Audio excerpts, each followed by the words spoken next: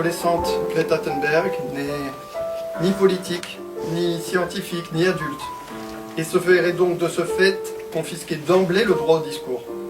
Tout ne peut pas être dit dans n'importe quel cadre.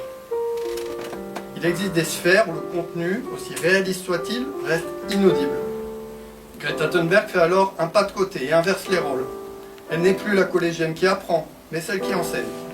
Les puissants ne sont plus les donneurs d'ordre, mais ceux qui doivent écouter.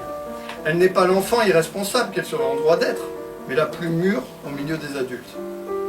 Elle ne prononce pas un discours, elle transmet un message poétique, politique, prophétique. Comment osez-vous, par ses premiers mots prononcés devant l'Assemblée générale des Nations Unies, elle renverse les hiérarchies d'âge, de pouvoir et d'influence. La poésie porte en elle-même les mêmes contradictions que le message de Greta Thunberg. Elle est inaudible au milieu du bruit médiatique ambiant, à peine perçue dans le paysage littéraire. Mais parfois, un vers, un titre, un mot déjoue les pronostics et s'infiltre dans les pensées, se reproduit et se diffuse. Il touche, fait mouche et se répand. Sûr que cette planète a la nausée. Elle n'en peut plus de devoir dispenser le message de rosée, les éblouissements, la rage des beautés qu'on ne peut enfermer dans un nom, le bruissement de tout fragile, les fragrances d'oasis boréales, mille riens invisibles qui font liane autour du sexe écartelé où éclot le nouveau-né, sûr qu'elle n'a plus envie d'être lyrique. Nous vivons dans un monde étrange, où nos connaissances scientifiques montrent qu'il nous reste seulement 11 ans avant de déclencher une réaction en chaîne irréversible et hors de tout contrôle humain, qui sera probablement la fin de notre civilisation telle que nous la connaissons. Où la classe politique dépense des milliards d'euros en subventions de combustibles fossiles, mais clame que sauver le monde est trop coûteux. Nous vivons dans un monde étrange, où les solutions recherchées ne se trouveront pas dans la politique actuelle, car personne n'ose regarder au-delà. Nous vivons dans un monde étrange. Mais c'est le monde dont ma génération a hérité. C'est la seule planète dont nous disposons. Nous sommes maintenant au carrefour de l'histoire.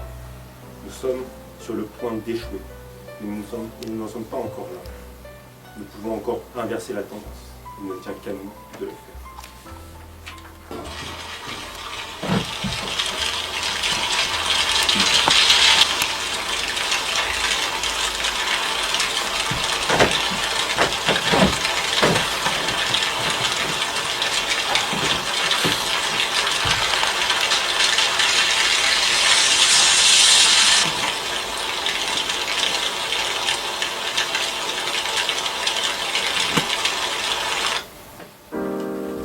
Étrange monde. Nous voici tous, SDF de nos vies. Notre maison brûle, des sans-abri de l'histoire, submergés, brûlés, vifs. Étrange monde. Sans retour. Notre maison brûle. Nos idéaux. Nos générations perdues par tant et tant et tant de luttes, de guerres. Notre avenir. Notre futur. Nos futurs. No future. Étrange monde où tous nous errons parmi nos erreurs, comme autant de vérités cachées, enfouies, enterrées, endeuillées.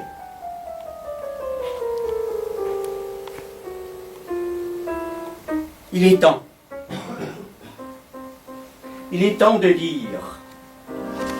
Il est temps de se dire la vérité en face.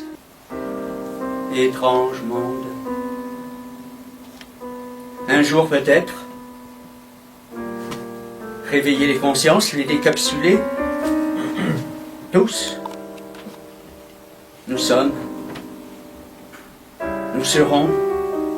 Hommes, femmes, enfants, décapsulés, tous éveillés, tous. Dans ce cauchemar éveillé. Notre maison brûle, nos espoirs submergés. Notre maison brûle, nos esprits inondés. Notre maison brûle, nos radeaux échoués. Plus de rêve. À chacun sa propre réalité. Plus aucune illusion à perdre. À chacun sa propre vérité. Inversons le cours du temps et les valeurs. Et c'est l'eau qui ravivera notre flamme. L'eau de vie qui ranimera nos âmes. Nous, poètes du silence, poètes du sens, élevons nos voix et guidons des choix, reprenons contrôle sur nos vies incendiées et sur cette extinction inhumaine à la terre promise. Chiffres.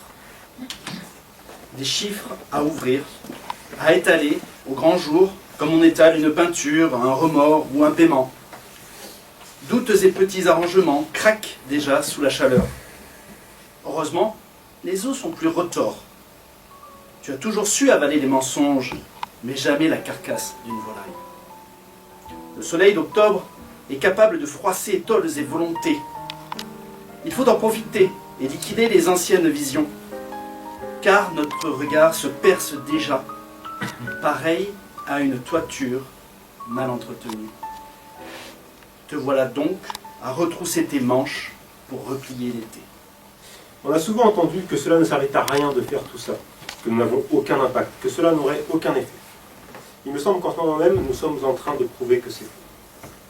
Tout au long de l'histoire, les changements les plus importants dans la société sont venus d'en bas, de la base. Les derniers chiffres arrivent encore, mais il semble que plus de 6,6 millions de gens ont participé à la Semaine pour le futur, ainsi qu'aux grèves vendredi dernier. C'est une des plus grandes démonstrations de l'histoire. Les manifestants se sont exprimés et continueront à le faire jusqu'à ce qu'ils soient entendus et que les dirigeants agissent. Nous sommes le changement et le changement arrive. Je crois que les poètes de la page blanche doivent se saisir de la réalité future, la page blanche, au pied de la lettre.